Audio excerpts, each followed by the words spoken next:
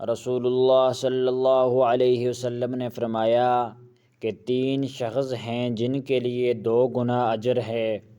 ایک وہ شخص جو اہل کتاب سے ہو اور اپنے نبی پر اور محمد صلی اللہ علیہ وسلم پر ایمان لائے، اور دوسرے وہ غلام جو اپنے آقا اور اللہ دونوں کا حق ادا کرے، اور تیسرے وہ آدمی جن کے پاس کوئی لونڈی ہو جس سے شب باشی کرتا ہے اور اسے تربیت دے تو اچھی تربیت دے، تعلیم دے تو عمدہ تعلیم دے، پھر اسے آزاد کر کے اس سے نکاح کر لے تو اس کے لیے 2 گنا اجر ہے۔ پھر عامر نے صالح بن حیان سے کہا کہ ہم نے یہ حدیث تمہیں بغیر اجرت کے سنا دی ہے، ورنہ اس سے کم حدیث کے لیے مدینہ تک کا سفر کیا جاتا تھا۔ میں رسول اللہ صلی اللہ علیہ وسلم پر گواہی دیتا ہوں۔ یا عطا نے کہا میں ابن عباس رضی اللہ عنہم پر گواہی دیتا ہوں کہ نبی صلی اللہ علیہ وسلم ایک مرتبہ عید کے موقع پر مردوں کی صف میں سے نکلے اور آپ صلی اللہ علیہ وسلم کے ساتھ بلال رضی اللہ عنہ تھے۔ آپ کو خیال ہوا کہ عورتوں کو خطبہ اچھی طرح نہیں سنائی دیا، تو آپ صلی اللہ علیہ وسلم نے انہیں علیحدہ نصیحت فرمائی اور صدقے کا حکم دیا۔ یہ وضع سن کر کوئی عورت بالی اور کوئی عورت انگوٹھی ڈالنے لگی، اور بلال رضی اللہ عنہ اپنے کپڑے کے دامن میں یہ چیزیں لینے لگے۔ اس حدیث کو اسماعیل بن علیہ نے ایوب سے روایت کیا۔ انہوں نے عطا سے کہ ابن عباس رضی اللہ عنہما نے یوں کہا کہ میں آپ صلی اللہ علیہ وسلم پر گواہی دیتا ہوں کہ اس میں شک نہیں۔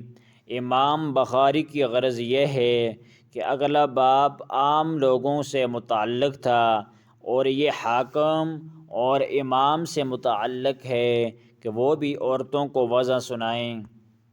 انہوں نے عرض کیا یا رسول اللہ صلی اللہ علیہ وسلم، قیامت کے دن آپ کی شفاعت سے سب سے زیادہ سعادت کسے ملے گی؟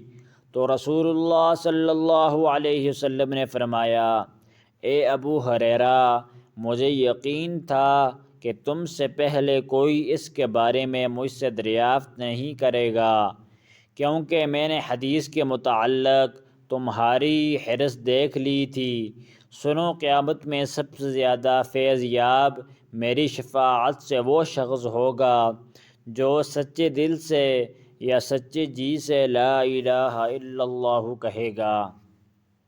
آپ صلی اللہ علیہ وسلم فرماتے ہیں کہ اللہ علم کو اس طرح نہیں اٹھا لے گا کہ اس کو بندوں سے چھین لے، بلکہ وہ پختہ کار علماء کو موت دے کر علم کو اٹھائے گا، حتیٰ کہ جب کوئی عالم باقی نہیں رہے گا تو لوگ جاہلوں کو سردار بنا لیں گے، ان سے سوال کیے جائیں گے اور وہ بغیر علم کے جواب دیں گے، اس لیے خود بھی گمراہ ہوں گے اور لوگوں کو بھی گمراہ کریں گے۔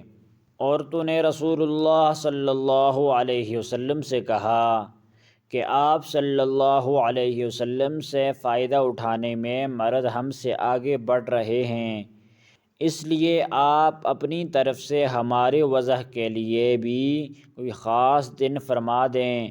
تو آپ صلی اللہ علیہ وسلم نے ان سے ایک دن کا وعدہ فرما لیا۔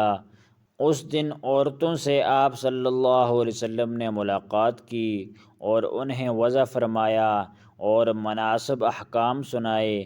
جو کچھ آپ صلی اللہ علیہ وسلم نے ان سے فرمایا تھا ان میں سے یہ بات بھی تھی کہ جب کوئی عورت تم میں سے اپنی 3 بچے آگے بھیج دے تو اس کے لیے دوزخ سے پناہ بن جائیں گے۔